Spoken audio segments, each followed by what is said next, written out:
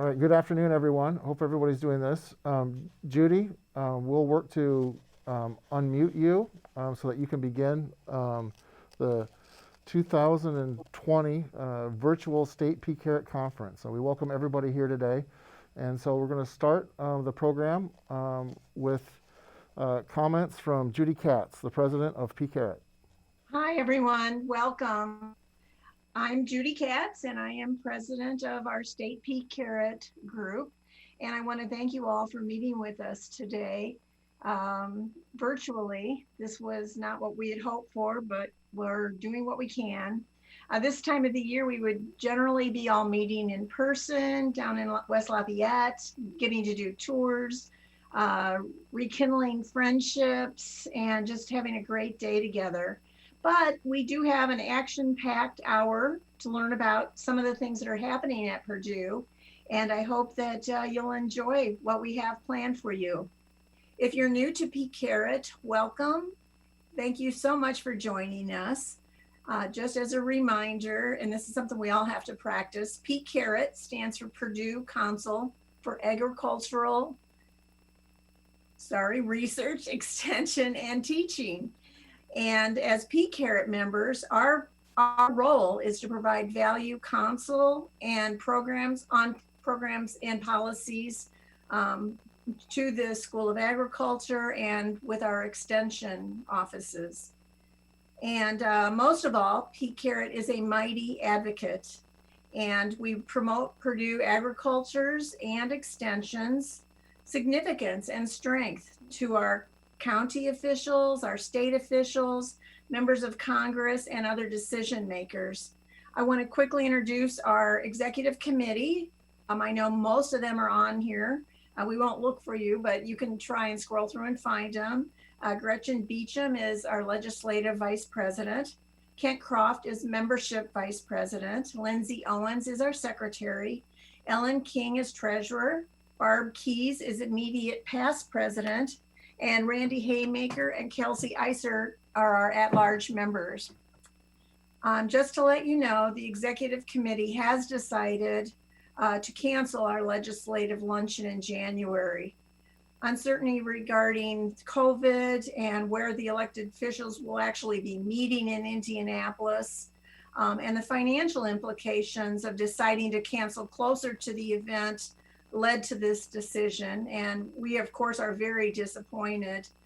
Because we're not getting to meet our legislators in Indianapolis, it's going to be more important than ever that we all make a huge effort to meet them in our local communities.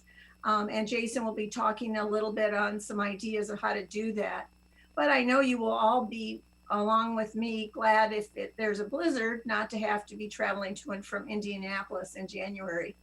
It looks like a lot of you have already done this, but I wanted to remind you that you have to make sure your first and last names are on your personal box. And there is if you don't know how to do that, there's 3 vertical dots in the upper right-hand corner. You just click on that, and then when it says rename, type in your first and last name. This way we know we don't have anyone sneaking in on our meeting. Finally, if you have any questions, please type them in the chat room, and it is being monitored, and there will be time for questions and answers later in our meeting.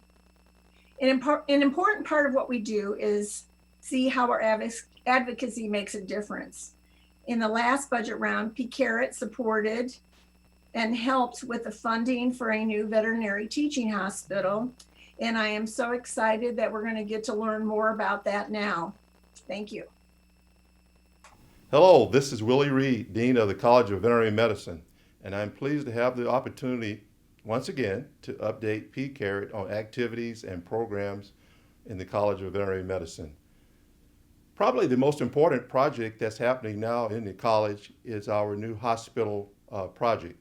In 2019, we were appropriated funds from the Indiana State Legislature, along with funds from the university and private donations to build a much needed teaching hospital in our college.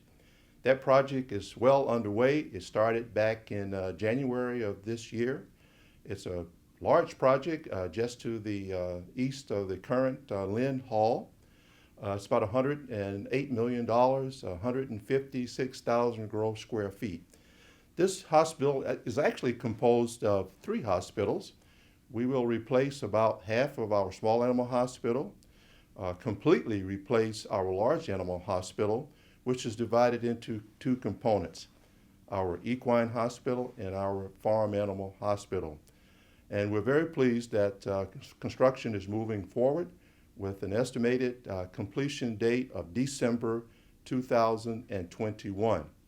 We hope to occupy the facility in March of 2022. Needless to say, everyone in the college is quite excited about this much needed addition to the college. Also, because of this hospital, we will be able to, of course, expand our clinical research programs.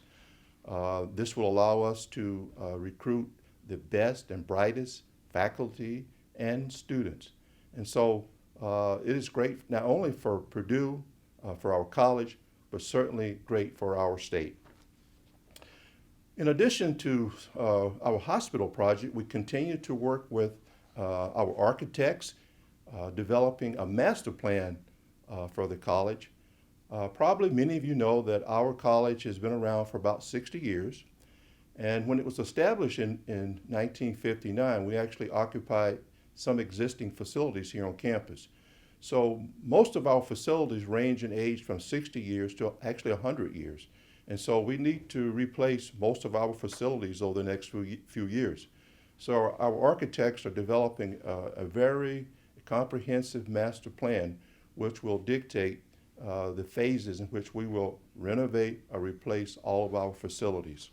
So that is well underway, and we hope to have that master plan done in just a few weeks. And also, the Animal Disease Diagnostic Laboratory is playing a crucial role as part of the Protect Purdue Health Plan. We're actually running COVID-19 testing in our Animal Disease Diagnostic Laboratory. That laboratory has a wide range of capability in providing diagnostics in the animal world, but now we are addressing the needs on the human side. The technology that we're using, we are well versed with it. We use it every day, and we were able to establish quickly the PCR test that is really playing an important role in providing the testing needs for the campus. So I couldn't be more proud of the faculty and staff of that important laboratory here on our campus. In regards to research, even though we're in the middle of a pandemic, our faculty continue to be successful in having their research grants funded. In fact, research funding is up above where it was this time last year. We were able to secure funding for a couple of proposals actually to address the COVID-19 pandemic. One project especially that we're excited about, and that project deals with developing a novel vaccine for COVID-19. And that work is being led by Dr. Suresh Mittal. Dr. Harm Hoganish, our Associate Dean for Research, is also working on that project as well as others to address COVID-19. I want to thank PCARET for all the support you gave us in our quest to secure funding for our new hospital. This coming year, the next legislative session, we'll have a request in to replace the Hickey Diagnostic Laboratory in southern Indiana. It's about a $12 million project, and we hope that we can count on your support once again. Thank you very much.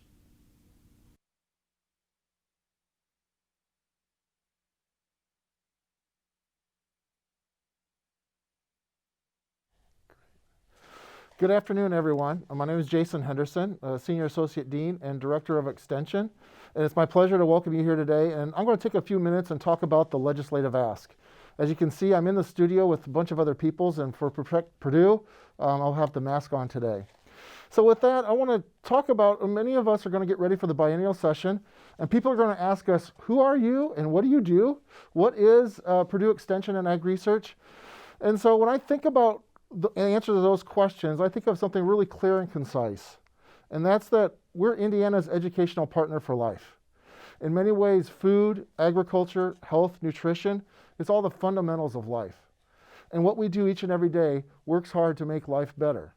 And in general, we are Purdue University. Many people out throughout the whole state view us as Purdue, whether we're on campus or off. And for us, we believe in the power of science, and we believe that it's education that's going to help us improve lives and livelihoods for people across the state.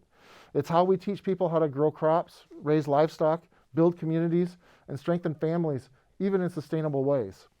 It's also that we do this through partnerships, through our volunteers, through our funding that comes from many different sources to make life better in Indiana. So when I think about what we do each and every day, we're Indiana's educational partner for life.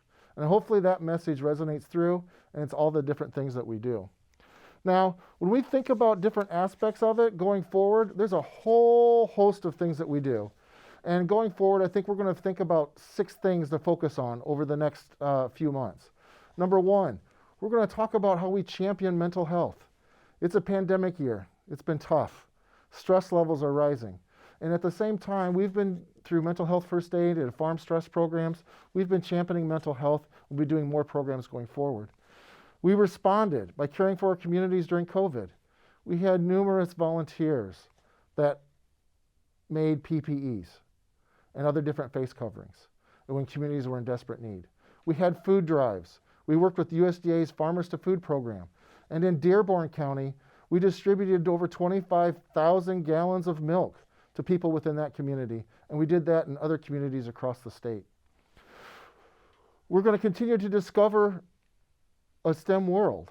And some of you on your tours here in a few minutes is going to talk about and hear about how our bovine respiratory sensors are now being used to do testing for COVID-19. We're going to continue to do things like preparing Hoosiers for their first job. We've always done this. We've done it for over a century. We call it 4-H. But we're doing it in many other different aspects of getting them ready for their first job. In some ways, it's now for us in digital agriculture. Some of you are going to hear about how we're working and partnering with the Heartland Opportunity Center in Wabash, about how we're teaching young adults the skills for a digital world in agriculture. We're going to talk about how we're training tomorrow's leaders, whether it's through 4-H or whether it's through our adult leadership programs. We train people, leadership skills, but we also give them practical experience in training tomorrow's leaders. And finally, we're going to remain true to ourselves and always talk about how growing food grows communities. And today, some of you will get to see the tour of the Johnny May Farm up in Fort Wayne, Indiana, in one of the poorest neighborhoods, about how we're working with the community, growing food in an urban setting, and at the same time, helping grow community in that neighborhood. Now, this has been a trying year. We had to do things a little bit different. It kind of came up with 4-H and all of our 4-H exhibitions. I'm extremely proud of all of our volunteers and all of our staff that did many different things of 92 virtual options, 56 in-person county exhibits. Our greatest fear materialized. We had to cancel our in-face exhibits the day before, as in Boone County. But at the same time, we are able to do things differently, such as a virtual auction in Kosciuszko County, that they've liked it, and they're thinking about doing it next year.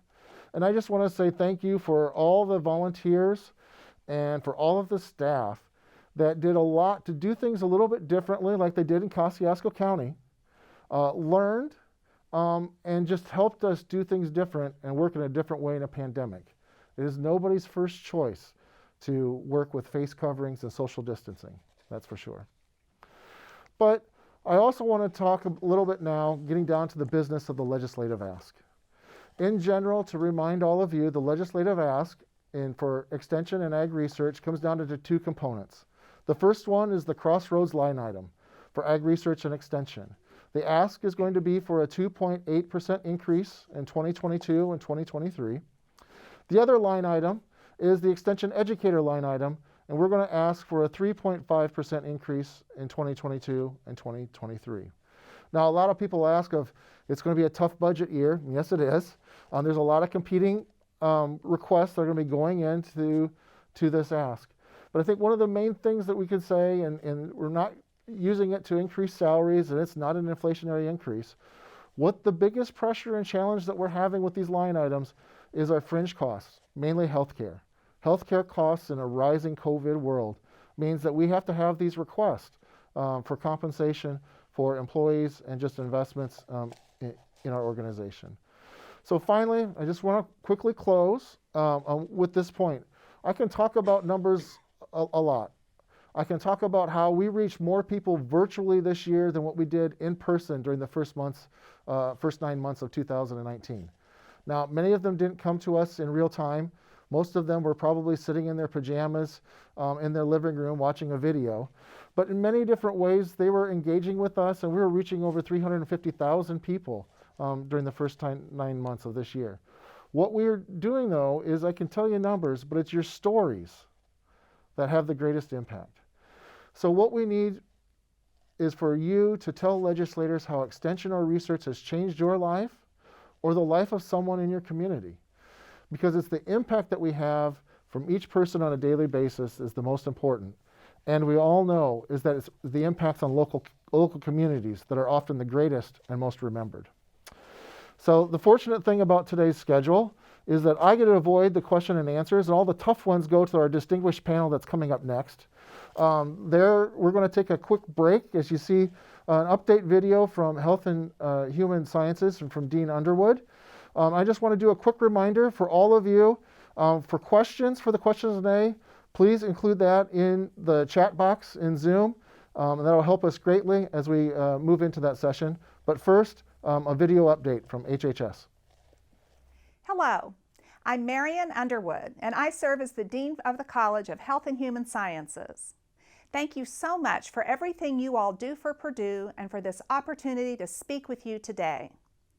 The College of Health and Human Sciences is a broad, dynamic college consisting of 9 academic units and 24 majors, everything from nursing to public health, human development, hospitality, psychology, speech, language, and hearing sciences. Our college exists to serve students. This fall, we are serving 4,820 undergraduate students and 709 graduate students for a record enrollment of 5,529.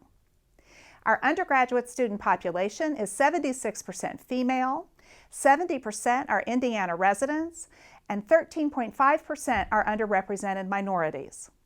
We don't yet have this year's data on how many HHS students are first generation, but the fall 2019 figure was 25%. We are very proud of a number of our top-ranked programs and of our continued enrollment growth. Our 4-year graduation rate exceeds that of the university, hovering right around 70% graduating in 4 years. But of course, we always want that number to be higher. HHS research focuses on 3 signature areas: developmental health and wellness. How can we help children get the best start in life? Healthy lifestyles and vital longevity. What can we do to help people have a high quality of life as well as a longer lifespan? And sustainable organizations and thriving communities. We are so proud of the excellent work being done by our HHS researchers. Last month, Dr. Reagan Bailey, a professor of nutrition science, was elected to the National Academy of Medicine for her continued work on improving methods to measure nutritional status for optimal health outcomes. Election to the Academy is considered one of the highest honors in the fields of health and medicine and recognizes individuals who have demonstrated outstanding professional achievement and commitment to service.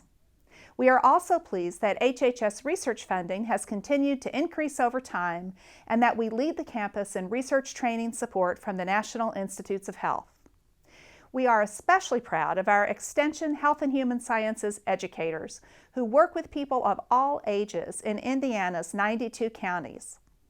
HHS Extension recently received a 2-year, $1 million grant from the Substance Abuse and Mental Health Services Administration to continue and expand education programs in Indiana that focus on mental health and substance misuse. HHS Extension educators were also essentially involved in a program that we launched in the spring. Families Tackling Tough Times Together is a set of resources offered via a Facebook group to help families build and increase resilience during the pandemic. HHS Extension also developed a video series called COVID-19 Mythbusters. These videos have been promoted on Facebook and have been viewed by more than 9,000 people. The College of Health and Human Sciences is thrilled that a new active clinical learning facility is being planned at Purdue to provide a home for the School of Nursing and the College of Pharmacy. This expansion is critical to the continued success and impact of our nursing and pharmacy programs. With nearly 70% of Purdue nursing graduates practicing in Indiana and almost 60% of Indiana pharmacists being Purdue graduates, this new building will showcase the university's leadership role in healthcare in the state of Indiana. Thank you again for everything you do for Purdue and for the College of Health and Human Sciences. Hail Purdue! Great. Well, welcome back, at least to the studio. Again, Jason Henderson, Director of Extension. Our distinguished panel, I'm going to introduce. First, we have Karen Plout, who's the Glenn W. Sample Dean for the College of Agriculture. We have John Baugh, who's the College of Agriculture State Government Relations Liaison. And we have Ann Hazlett, who's new to Purdue now, but we've known her for a while at PCARET, came to us from Washington, D.C., and she's the university's State Government Relations Senior Director. So we're glad to have you here. Thank you. So we're going to start with some questions and answers, and please keep the question and answers coming in the chat box. If we don't get to them, we'll respond at a later date, at a later time, probably next week. One of the questions that I'm going to come in and was in there, we'll be receiving new notes and talking points. You'll be getting talking points starting next week for PCARET. But Dean Plout, so as we think about advocating at the state level, how do PCARET members encourage our elected officials to understand the importance of capacity funds or investment? And a lot of that goes into staff and benefits. How do we kind of champion that and kind of tell the story of that importance? I think when you tell your story, you can talk about the local person who helped you. So you can put a name with that investment in capacity. So you can say, in my community, my extension educator helped us accomplish whatever thing it is that you're most proud of. So you can relate it directly to your area, and it is really the fact that we have people in all 92 counties that allow you to have that local response. So relate it directly to those people that helped you make it happen. Right, thanks. So I think one of the questions that we get, we've been having, and I'm going to turn to John, are we going to have a session this year? You were a couple days after election. I mean, how's that going to work? How's that going to look like in what's happening at the State House from your perspective? Well, there's a committee that's working on it. They plan to have one. They plan to start on time and the normal time. They're looking at there'll be social distancing and keeping people safe. The plan that I've heard is that they will have the House over in Government Center South in a big conference room. The Senate will actually use the Senate chamber. They can use the chamber and the gallery to keep their distance and space out.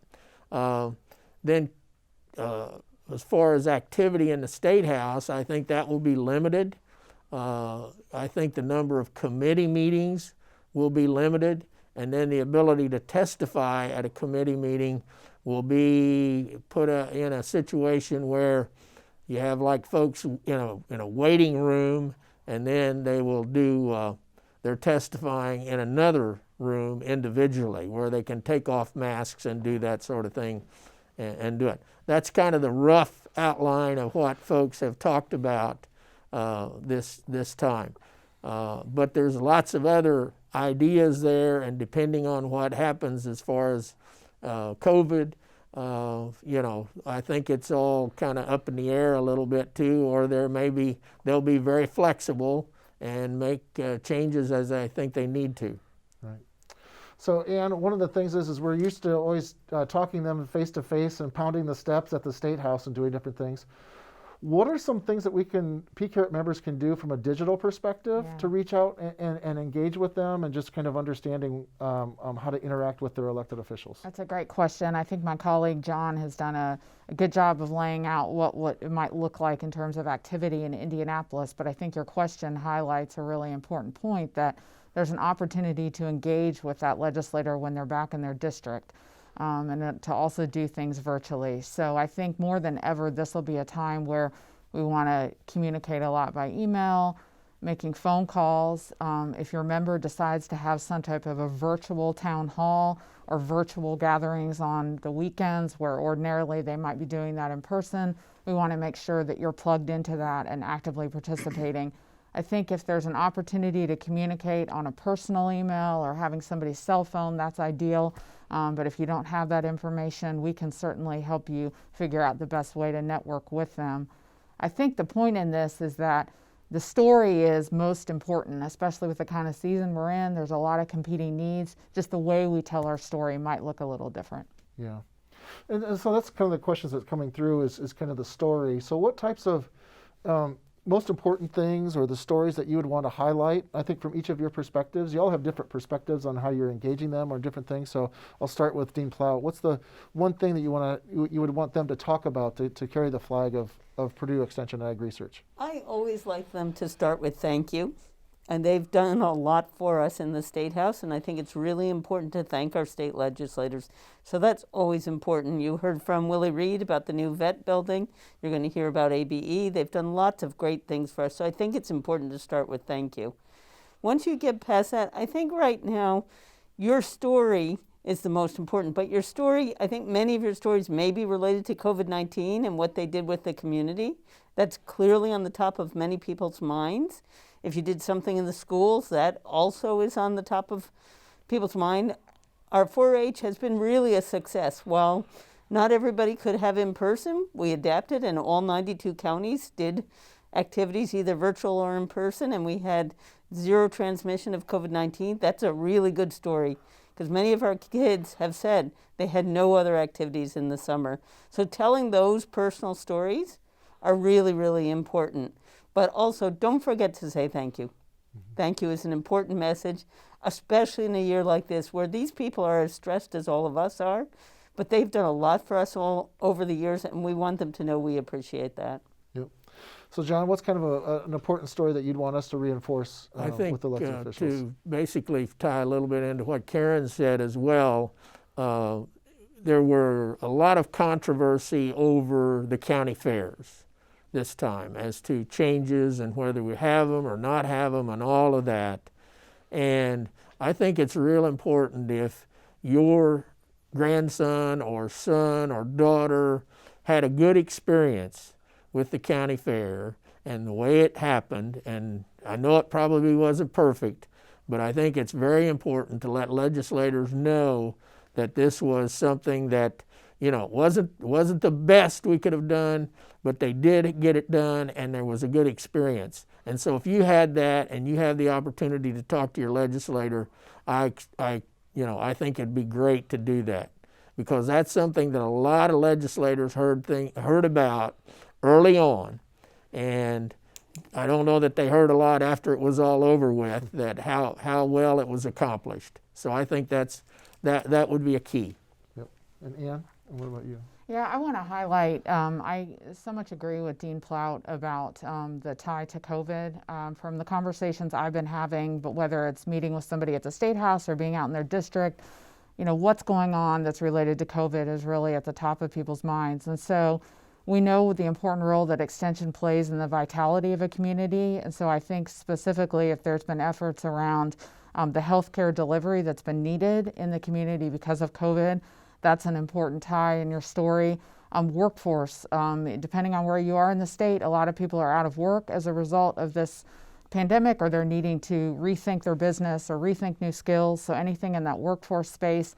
And lastly, I think that so much of what's been moving on, had to move online to become virtual, is going to only reopen a conversation that's been going for some time about the state of our broadband connectivity across Indiana. And so to the extent that your agent has played a role and marshaling the forces in your county around that specific need, I think that's something to highlight as well. Yeah, no, thank you. So we're going to wrap up the Q&A, and I'll just close with one. Is this question came in that says, if you're new to PCARET, where do you start? And I think from my standpoint is just write a congratulatory note to your elected official. Just say, congratulations, now the hard work begins, right? On that frame. And just say that you would like to reach out to them and talk about Purdue, the extension and ag research, and how it's had an impact on your life. And then get with your county extension director over the next month or so. We'll have more information coming out on how to do that more specifically. And then we'll help give you some additional information and talking points that you can share the story and help you hone your story and your bumper sticker for the impact that we deliver as well. Thank you for taking the time to visit with us today with the PCARET State Conference. I want to give a special thanks to Judy Katz, the PCARET president, and the executive committee. Just really appreciate all the work that they've gone through with this. And a special thanks to all the people here in the studio and AgCom to set up this conference date. So what are the next steps as we close today's conference? So number one, next week, PCARET members and county extension directors will be receiving an email outlining some of the instructions, some of the resource materials that you'll be having as we go through this awareness campaign. The main things that you'll get is access to videos, one-pager talking points, and some other stories that you can share if you would like. All of this information is also going to be on the PCARET website, pcaret.org, that you can look up and have access to at any point in time. The movement and really push, the target date for us to have the first launch is going to be December 11th. That is National Indiana Day. And that's the day that we're going to launch and really push our first highlight in our story, talking about how growing food grows communities and what we do to help in Purdue Extension and ag research. Over the next, every about 2 weeks after that, we'll have another statewide focus and story that we'll send out to you that you can share. Remember, do things digitally, Facebook, Twitter, all of those aspects of it. But most importantly, I think for us is to reach out to your elected officials. Start here this week or next week and just tell them congratulations. We're glad that you are an elected official, whether you voted for them or not, and let them know that you look forward to working with them and you want to talk to them about various different ways that the College of Agriculture, Purdue University Extension and Ag Research makes a true impact on your community and how we're their educational partner for life. So with that, I'm going to close and say, look forward to an email next week, and we'll have a series of communications, usually about every other week through the end of the year. We'll take a break for the holidays, and then we'll pick it back up in January. But the first email next week is what you should be looking for additional things. If you have any questions, feel free to reach out to me or contact your county extension director. With that, thank you. Have a great afternoon, and boiler up.